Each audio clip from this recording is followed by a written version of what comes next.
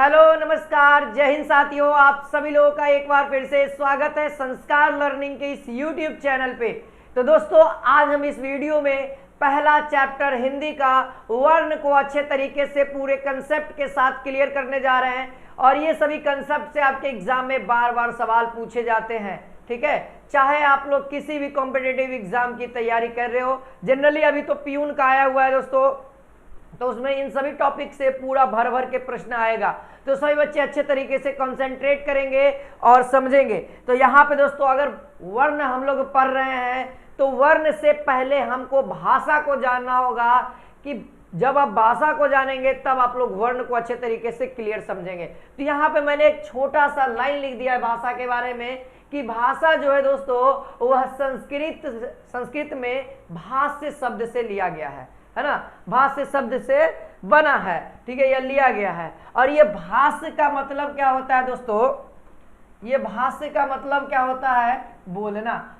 Already बात है sir, अगर हम किसी को अपने विचार को दूसरे के सामने प्रकट कर रहे हैं तो उसे हम लोग भाषा कहते हैं। भाषा के जरिए यानी कि बोल करके प्रकट कर रहे हैं, तो यही होता है भाष्य का अर्थ होता है बोलना।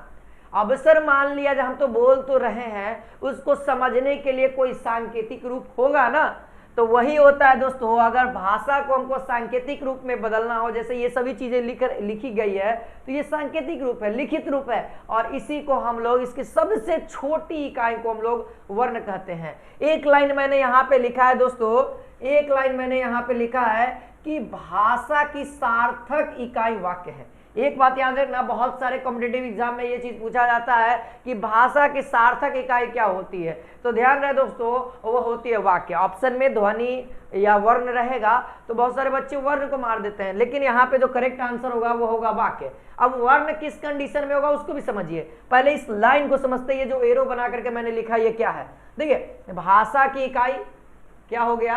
वाक्य हो गया। वाक्य इकाई उपवाक्य हो गया। उपवाक्य की इकाई पदबंध हो गया, और पदबंध की इकाई पद हो गया, और पद की इकाई अक्षर हो गया, और अक्षर की इकाई वर्ण या फिर ध्वनि हो गया। इस बात को समझिए।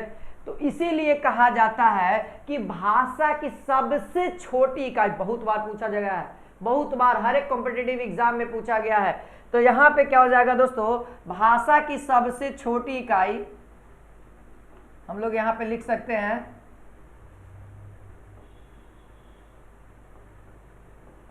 भाषा की सबसे छोटी इकाई,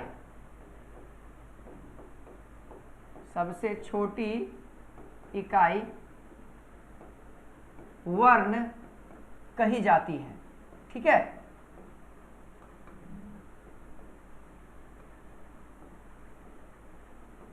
वर्ण कही जाती है। ठीक है, ये हो गया। अब इसी को हम लोग कह सकते हैं दोस्तों वर्ण। देखिए यहां पे लिख सकते हैं, ध्वनि से रिलेटेड कोई चीजें सीख लीजिए। ध्वनि ध्वनि ध्वनि जो है दोस्तों, ध्वनि जो है वर्ण का, ध्वनि वर्ण का उच्चारित रूप है। ध्वनि वर्ण का उच्चारित रूप है। अगर मैं वर्ण की बात करूं, तो वर्ण क्या कहेगा दोस्तों? तो यहां पे वर्ण कहेगा, वर्ण ध्वनि का लिखित रूप है।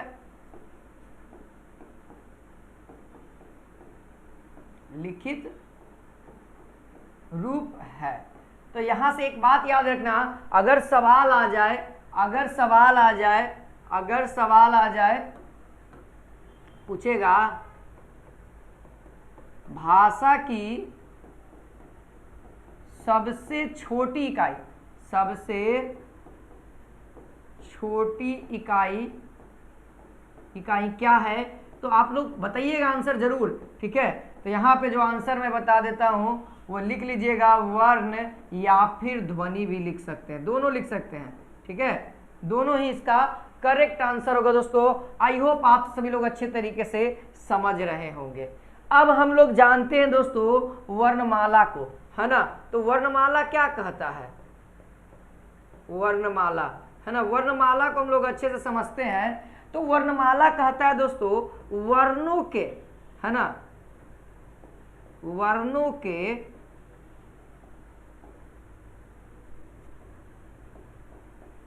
वर्णों के व्यवस्थित समूह को, वर्णों के व्यवस्थित समूह को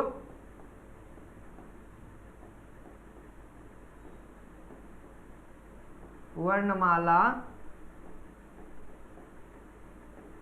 कहते हैं। समझ में आया? वर्णों के व्यवस्थित समूह को वर्णमाला कहते हैं। जैसे क के बाद आप लोग ग तो नहीं लिख दीजिएगा, क के बाद ख लिखाता है, ख के बाद ग लिखाता है, ग के बाद घ लिखाता है। ऐसा तो नहीं है कि भाई क के बाद च लिख देंगे। तो यही होता है, एक व्यवस्थित रूप होता है, उसी को हम लोग वर्णमाला कहते हैं।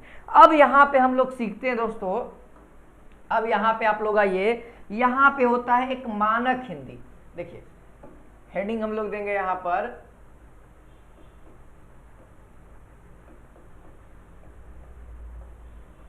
मानक हिंदी वर्णमाला, मानक हिंदी वर्णमाला।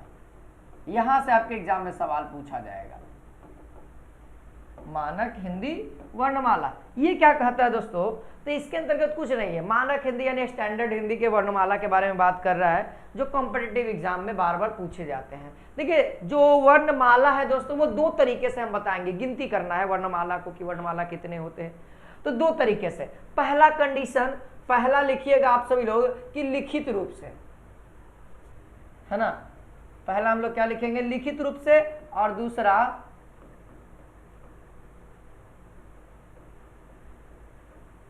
लिखित रूप से, और जो दूसरा है दोस्तों मौखिक रूप से, यानी उच्चारित रूप से।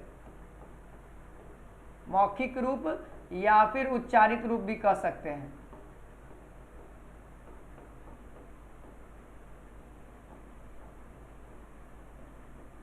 समझ में आ रहा है?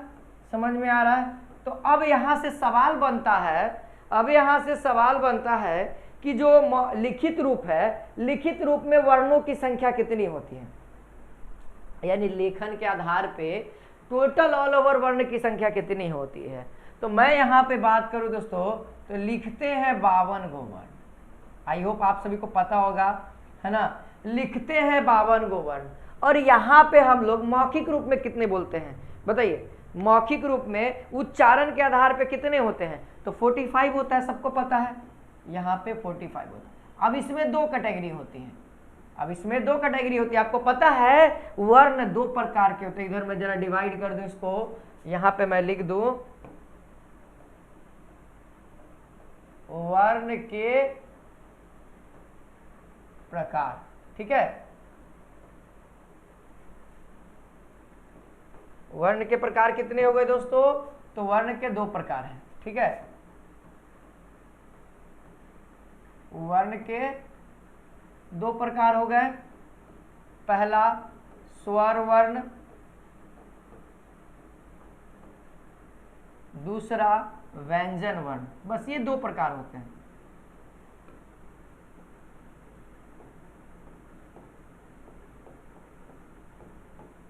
और यहाँ पे भी दोस्तों जब वर्ण है, वर्ण का दुइयों को बेटा है, तो बंटवारा होगा तो दुइयों को में न होगा कि तिसरकों के कहूं से आ जाएगा।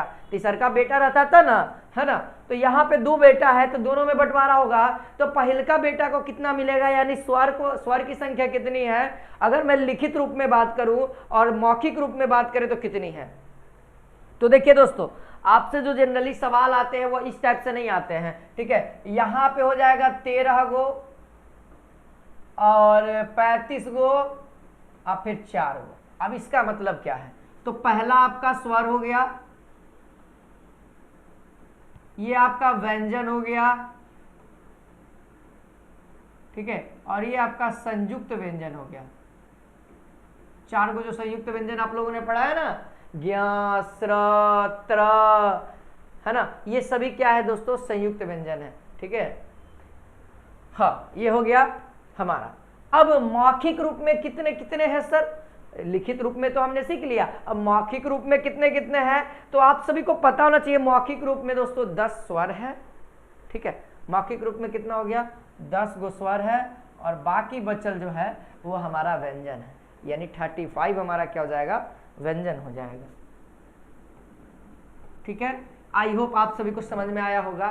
तो अब आपके एग्जाम में सवाल पूछा जाएगा। देखिए अब आपके एग्जाम में सवाल पूछा जाएगा कि बताइए स्वर वर्ण का यानी उच्चारित स्वर वर्ण की संख्या कितनी है? तो याद रखना, अगर स्वर पूछे तो 10 होगा, अगर व्यंजन पूछे उच्चारित रूप में तो 35 होगा। और जनरली आपसे एग्जाम में सवाल पूछा जाता है जिसके बारे में हम लोग यहाँ पे डिस्कस कर लेते हैं कि बताइए व्यंजन वर्णों की संख्या कितनी होती है। ठीक है, यहाँ पे ऐसे पूछा जाएगा कि व्यंजन वर्णों की संख्या कितनी है। तो आपका जो करेक्ट आंसर होगा यहाँ पे ऑप्शन के अकॉर्डिंग वह 33 होगा। पूछिए क्यों सर? क्योंकि परंपरागत आपसे पूछा जाता है, न कि मौखिक और लिखित रूप से पूछा जाता है। जो आपका ऑब्जेक्टिव क्वेश्चन अगर ऐसा रहे है ना कि बताइए वर्णों की संख्या कितनी होती है, व्यंजन वर्णों की संख्या या स्वर वर्णों की संख्या, है ना। स्वर वर्ण तो 13 होता है, स्वर वर्ण 13 होता है और व्यंजन वर्ण की जो संख्या होती है वो 33 होती है। 35 कैसे होता है? जनरली लिखित रूप वाला ही बताना पड़ता है, लेकिन यहाँ पे 33 और यहाँ पे 35, ऐसा क्यों सर? सब चीज आगे पूरा डीपली हम लोग सीखते चलेंगे कि 33 ही क्यों रखे, 35 क्यों नहीं कर दिए भाई। यहाँ 35 है तो 35 तो कर देना चाहिए था, आगे देखेंगे। ठीक है, याद रखिएगा कि जो भी आपके एग्जाम में क्वेश्चन पूछे गए हैं ये परंपरागत है, कुछ नहीं लिखा है तो मतलब कि परंपरागत पूछा गया है। ठीक है, चलिए अब हम लोग देखते हैं दोस्तों, अब हम लोग क्या देखना है, मानक हिंदी हो गया। अब स्वर वर्ण की संख्या कितनी होती है जरा आप लोग बताएंगे, स्वर वर्णों की संख्या कितनी होती है ना। अगला सवाल लिख ही देते हैं कि स्वर वर्ण की संख्या कितनी होती है। स्वर वर्णों की संख्या कितनी है? तो आई होप आपको आंसर पता होगा, है ना। कितना हो जाएगा? 13 होगा।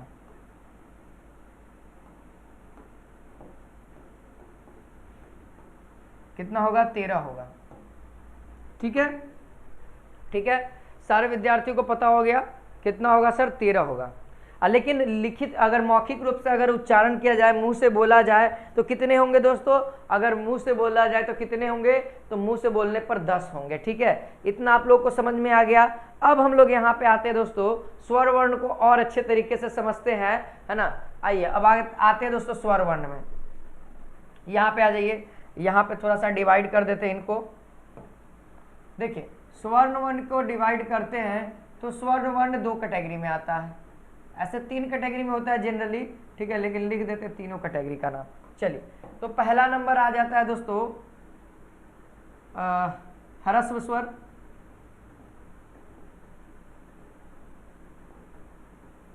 ह्रस्व स्वर। फिर उसके बाद आता है दोस्तों दीर्घ स्वर, दीर्घ स्वर। और उसके बाद आता है प्लुत स्वर। प्लुत स्वर उतना पढ़ना नहीं है, ठीक है, प्लुत स्वर उतना पढ़ना नहीं है। ठीक है, प्लुत स्वर को उतना आप लोगों को पढ़ना नहीं है। जो पढ़ना है ना, जो पढ़ना है आपको वो पढ़ना है दीर्घ स्वर और ह्रस्व स्वर। तो उतना टफ भी नहीं है, इसको समझिए। ह्रस्व स्वर किसे कहता है समझिए? 3 टाइप्स होते हैं, ह्रस्व स्वर, दीर्घ स्वर और प्लुत स्वर, 3 प्रकार के होते हैं। ह्रस्व स्वर कहता है जिसका उच्चारण करने में 1 मात्र का समय लगे, यानी 1 सेकंड का समय लगे, तो उसे हम लोग ह्रस्व स्वर कहते हैं। ठीक, जैसे अ, ई, उ तुरंत बोला गया। देखिए आप बोलते हैं आ, दीर्घी, उ, यानी जिसको हम लोग ह्रस्व स्वर से 2 गुना समय लगे उसको हम लोग दीर्घ स्वर कहते हैं। ठीक, समझ में आ रहा है? एग्जाम्पल के साथ बता रहे हैं। और प्लुत स्वर कहता है कि ह्रस्व स्वर का 3 गुना 4 गुना समय लगे, जैसे ओम, ओम बोल रहे हैं, है 2 ही वर्ड का ओम, तो ये इसके बीच में एक ऐसा आ जाता है, एक ऐसा इसी टाइप का आ जाता है। हाँ हाँ, ये इस टाइप का आ जाता है दोस्तों, जिसके कारण क्या हो जाता है, वो लंबा हो जाता है, वर्ण क्या हो जाता है, लंबा हो जाता है। जैसे ओम का उच्चारण करिएगा, ओम बहुत लंबा, तो उस तरह के हम लोग कहते हैं। उम्मीद है आई होप वर्ण समझ में आया, स्वर वर्ण समझ में आया। अब हम लोग आते हैं दोस्तों व्यंजन वर्ण की ओर। ठीक है, स्वर वर्ण में आ गया, व्यंजन वर्ण में आते हैं दोस्तों। व्यंजन वर्ण को अच्छे से क्लियर करते हैं। आप लोग को ये चीज़ें समझ में आ गई ना कि इसका एग्जाम्पल कौन कौन सा होगा, इसका एग्जाम्पल कौन कौन सा होगा। यहाँ पे देख लीजिए अ, ई और उ, ठीक है। और इधर में हो जाएगा आ, दीर्घी, दीर्घु, ए, आय, ठीक है, ठीक है। ओ भी हो जाएगा, लेकिन ओ हम लोग यहाँ पे नहीं ले सकते। ओ, आओ, ये सब क्या है, बहुत उच्चारित है। तो ऑल ओवर बात करें दोस्तों तो 3 गो घटा देंगे, 3 गो घटा देंगे, 10 गो में से 3 गो घटा देंगे तो क्या गो बचेगा, 7 गो। यानी ऑल ओवर 7 गो जितना है, 7 गो वर्ण हमारा दीर्घ वर्ण होता है और 3 गो ह्रस्व वर्ण होता है, ठीक है। संख्या की बात कर रहे हैं, ठीक है। चलिए अब आगे बढ़ते हैं। अब हम लोग आते हैं दोस्तों अपना व्यंजन वर्ण की ओर।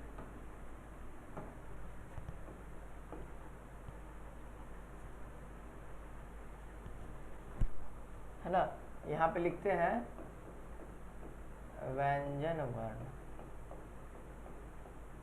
व्यंजन वर्ण का डेफिनेशन अगर लिखना चाहेंगे दोस्तों तो लिख सकते हैं, जिन वर्णों का उच्चारण, है ना, जिन वर्णों के उच्चारण में, जिन वर्णों के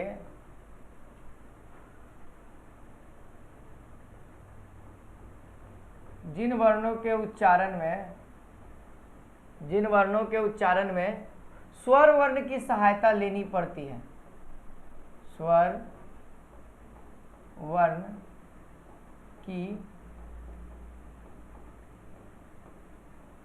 सहायता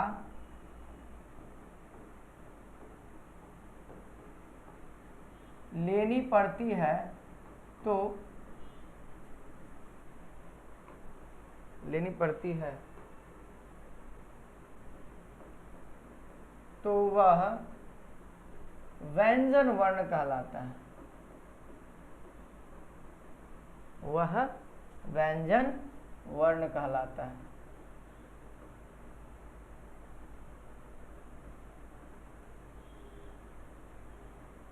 ठीक है, व्यंजन वर्ण आप लोगों को समझ में, देखिए अब कैसे सहारा ले रहा है इसको समझते हैं, ठीक है।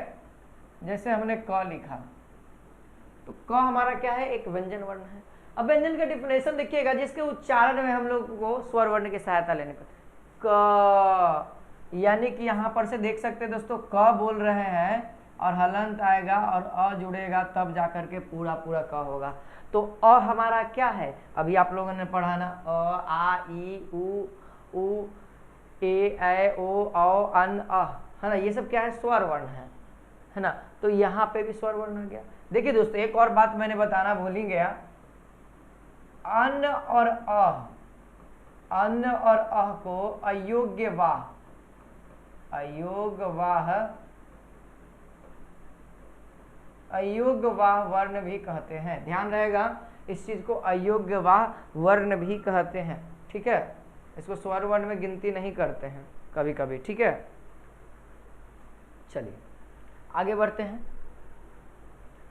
हाँ ये तो क्लियर हो गया आप लोग को, ठीक है। डेफिनेशन क्लियर हो गया, डेफिनेशन समझ में आ गया। क्यों सर, क्योंकि यहाँ पे स्वर आ रहा है इसीलिए डेफिनेशन में लिखा जाता है, स्वर वर्ण की सहायता लेनी पड़ती है। अब हम लोग देखते हैं दोस्तों व्यंजन वर्ण के बारे में कुछ, जैसे कवर्ग। कवर्ग का मतलब जान रहे हैं, एक टेबल बना देते हैं यहां से ऐसे, ठीक है। इस तरीके से हमारा टेबल बनेगा,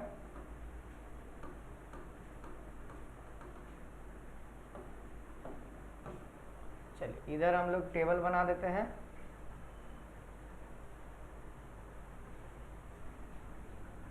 हाँ हो गया, क, ख, ग, घ और ये अंगा हो गया।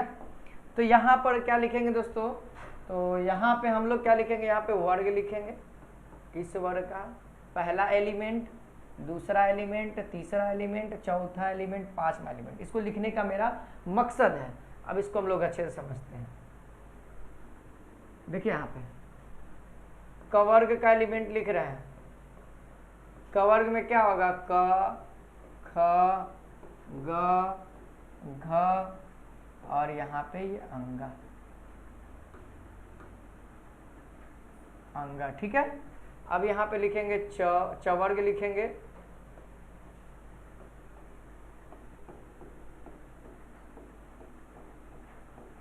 ठीक है। इसी तरीके से आपको भी नोट कर लेना है, ऐसे बुक वगैरह में दिया रहता है। ट वर्ग में क्या हो जाएगा,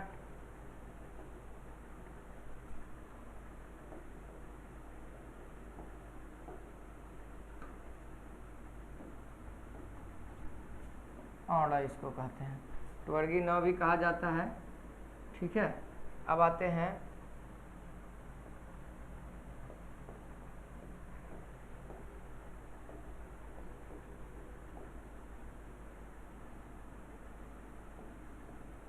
न, इसको कहेंगे। अब आगे आते हैं दोस्तों प वर्ग में, ठीक है। तो यहाँ पे क्या हो जाएगा,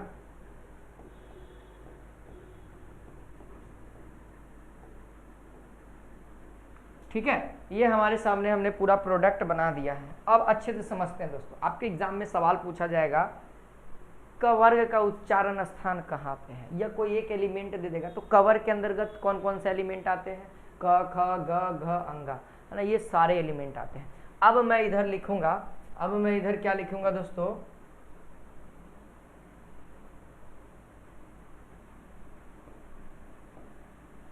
अब मैं इधर आप सभी के सामने उच्चारण स्थान लिखूंगा।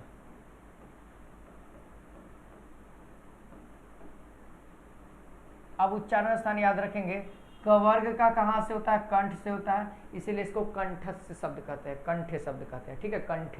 अब देखो कंठ से बोले जाने वाले जितने शब्द हैं, जितने भी वर्ण हैं, वो कंठ कहा जाता है, ठीक है। अगला है दोस्तों, अगला होता है तालु, है ना, तो इसीलिए इसको तालव्य बोला जाता है। तालु शब्द है, तालु से बोला जाता है, कंठ से ऊपर जो आता है वो तालु होता है। फिर उसका ये जो ऊपर में चिपटा होता है ना, उसको मूर्धा कहते हैं, है ना, इसीलिए इसको मूर्धन्य शब्द भी कहा जाता है। फिर उसके बाद आ जाता है दांत, है ना, दांत से बोला जाता है, इसीलिए इसको दंत बोला जाता है। बिना दांत के टच से आप बोल ही नहीं सकते। त, थ, द, आप दांत हटाओ, त, थ, द, ध का ये तवर्ग का कोई भी एलिमेंट बोल के दिखाओ, नहीं होगा। उसी तरीके से अगर हम लोग पवर्ग की बात करें, तो पवर्ग का कोई भी एलिमेंट बिना ओठ सटा हुए आप नहीं बोल सकते, यानी कि ओठ का वहां पे उसका काम होगा, ओष्ठ, ओठ, है ना, यानी कि इसको हम लोग ओष्ठ शब्द कहेंगे। उम्मीद है सारी चीजें समझ में आ गई। अब आपसे एग्जाम में पूछा जाएगा कि ट का उच्चारण स्थान बताइए, फटाक दुनी बताइएगा, मूर्धा, है ना, मूर्धा से बोला जाता है, ठीक है। सारी चीजें क्लियर है, सारी चीजें क्लियर है, बोलिए आप सभी लोग। आप सभी लोग मुझे बताएंगे कमेंट सेक्शन में। अगर वीडियो पसंद आ रहा होगा दोस्तों तो लाइक शेयर सब्सक्राइब करते रहिए, ठीक है, लाइक शेयर सब्सक्राइब करते रहिए आप लोग। चलिए आगे देखते हैं, इतना दूर तक क्लियर हो गया। अब और भी व्यंजन है दोस्तों, इतना ही तो व्यंजन है नहीं, 33 व्यंजन है। तो आगे वाला जो व्यंजन है उसको हम लोग कहते हैं अंतःस्थ व्यंजन, ठीक है,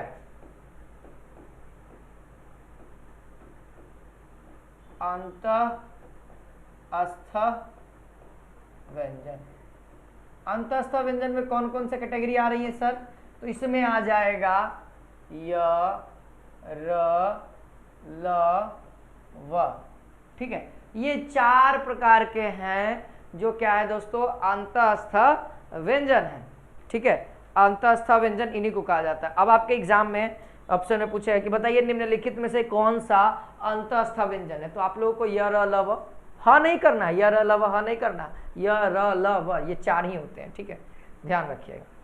तो र को लुंठित वर्ण भी कहते हैं, ठीक है। तो यहाँ पे क्या हो जाएगा दोस्तों, र को हम लोग क्या कहेंगे, लुंठित वर्ण भी कहेंगे। और इन दोनों को दोस्तों हम लोग अर्ध स्वर के भी नाम से जाने जाते हैं, है ना, अर्ध स्वर, यानी कि इसको स्वर से, इसको बोलने में स्वर से भी आधा समय लगता है, इसीलिए इसका नया नाम एक है अर्ध स्वर। उम्मीद है अंतःस्थ व्यंजन भी क्लियर हो गया। अब हम लोग दोस्तों देखते हैं, अब हम लोग देखते हैं कि संयुक्त व्यंजन क्या है। अगला जो हमारा है संयुक्त व्यंजन के बारे में देखना है। संयुक्त व्यंजन, संयुक्त व्यंजन क्या कहता है दोस्तों? तो संयुक्त व्यंजन की जो संख्या होती है वह 4 होती है, सबको पता है। कितनी होती है? 4 होती है। तो सबसे पहला हम लोग लिखते हैं क्षत्रिय वाला 6, ठीक है। इसके वर्ण को भी सीखेंगे, आपके एग्जाम में पूछा जाता है। दूसरा होता है त्र, ठीक है। तीसरा हम लोग लिख देते हैं श्रमिक वाला श्र, और चौथा लिख देते हैं ज्ञ। आई होप ये चारों आप लोगों को याद होगा। ये क्या है चारों? ये चारों क्या है दोस्तों? संयुक्त व्यंजन है, जो 2 या 2 से अधिक वर्णों के मेल से, 2 या 2 से अधिक वर्णों के मेल से जो व्यंजन उत्पन्न होता है, वर्ण उत्पन्न होता है, उसे हम लोग संयुक्त व्यंजन कहते हैं। अब आइए 6 का क्या होगा दोस्तों? तो 6 का मिक्सचर होगा आधा क प्लस मूर्धन्य ष। त्र का क्या होगा? आधा त प्लस र। स्र का क्या होगा? आधा स, है ना। यहाँ पे स्र का क्या हो जाएगा? आधा ज प्लस आधा श प्लस र हो जाएगा, और ये हो जाएगा आधा ज प्लस य।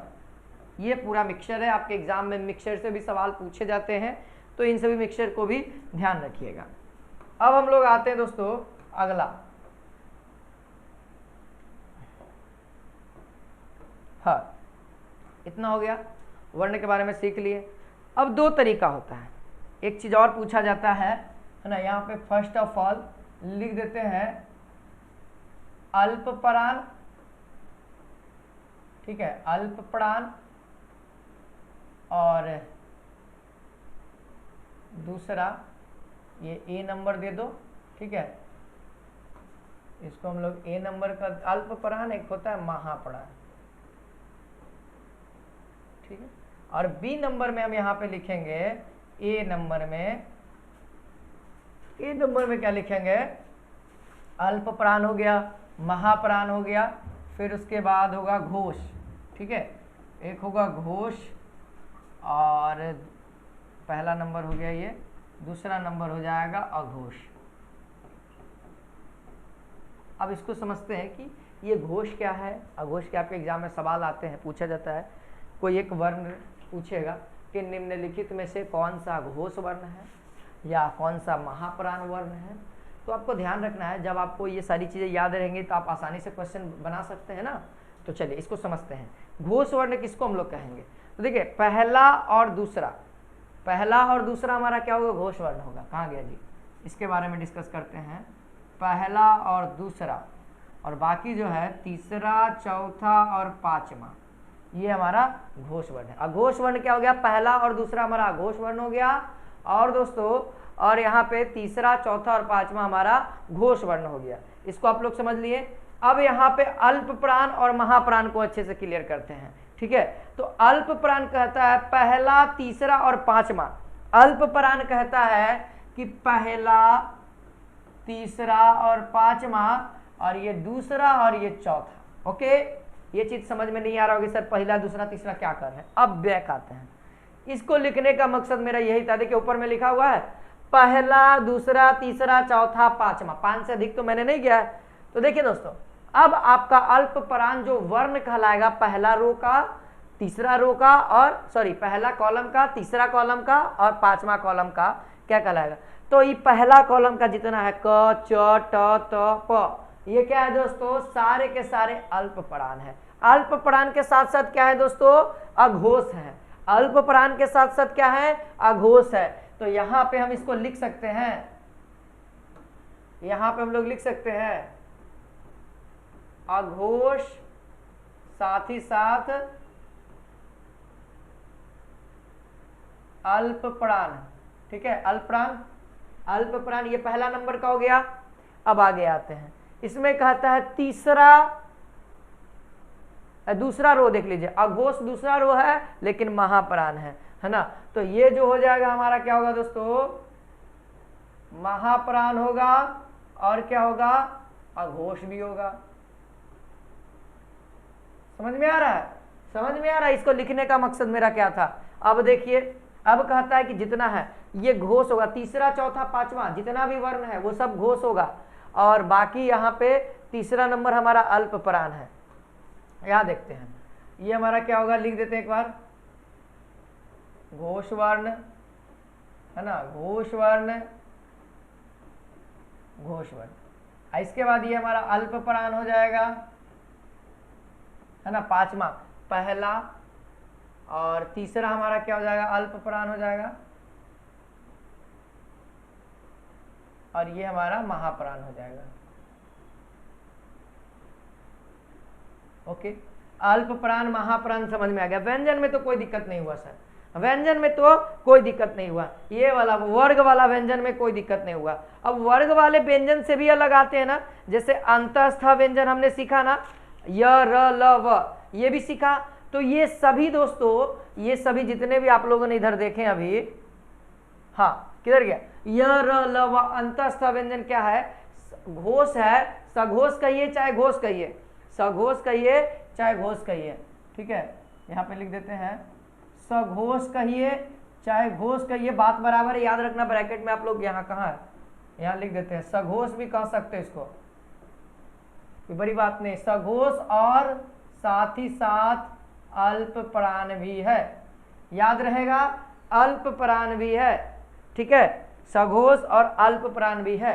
अभी एक और व्यंजन मैंने छोड़ दिया है जिसका नाम है उष्ण व्यंजन, उष्ण व्यंजन हमने नहीं अभी बताया, यहां पे लिख देते हैं, ठीक है,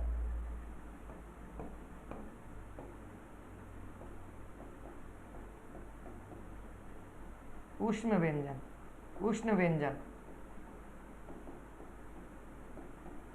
उष्ण व्यंजन कौन कौन सा है, सभी को पता है इसका आंसर, है ना, कौन कौन सा है दोस्तों, स,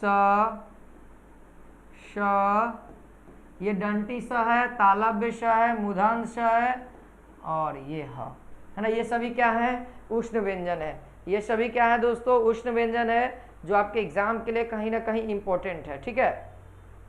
अगर हम लोग उष्ण व्यंजन की बात करें तो ये कौन सा है दोस्तों, तो ये सभी क्या है, अल्प प्राण है और अघोष है, ठीक है, ये सब क्या है, सॉरी, श श श ह, ये साथ ही साथ क्या है दोस्तों, अगर मैं इसके बारे में डिस्कस करूं तो इधर हो गया अघोष हो जाएगा ये, ठीक है, ये अघोष होगा, और साथ ही साथ इधर अल्प प्राण हो गया, तो यहाँ पे ये महाप्राण कहलाएगा, ठीक है। तो ये कौन सा वर्ण हो गया, महाप्राण और अघोष हो गया। अब जो पूछेगा, जो भी ऑप्शन में रहेगा उसको आप लोग टिक कर सकते हो।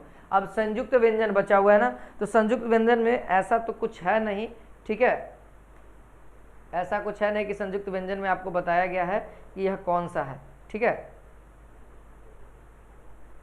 चलिए, इतना ध्यान रखना है दोस्तों। आई होप वर्ण के हर एक कंसेप्ट को आप लोगों ने सीखा। मेरे ख्याल से मैंने कंफर्म पूरा लगभग कंप्लीट कर दिया है। कुछ चीज़ें हैं जिसका मैंने उच्चारण नहीं बताया है, तो एक शॉर्ट फॉर्म, एक ट्रिक के माध्यम से मैं आपको जरूर बताऊंगा कि जैसे तालव्य श का उच्चारण स्थान क्या है, डंटे स का उच्चारण स्थान क्या है, मूर्धन्य स, बाकी जितना था उतना मैंने बताया है। बाकी और भी नेक्स्ट वीडियो में हम लोग मिलते हैं। आज के लिए इतना ही। वीडियो पसंद आए तो ज़्यादा से ज़्यादा शेयर करें, लाइक करें, कमेंट करके बताएं। जय हिंद, जय भारत, वंदे मातरम।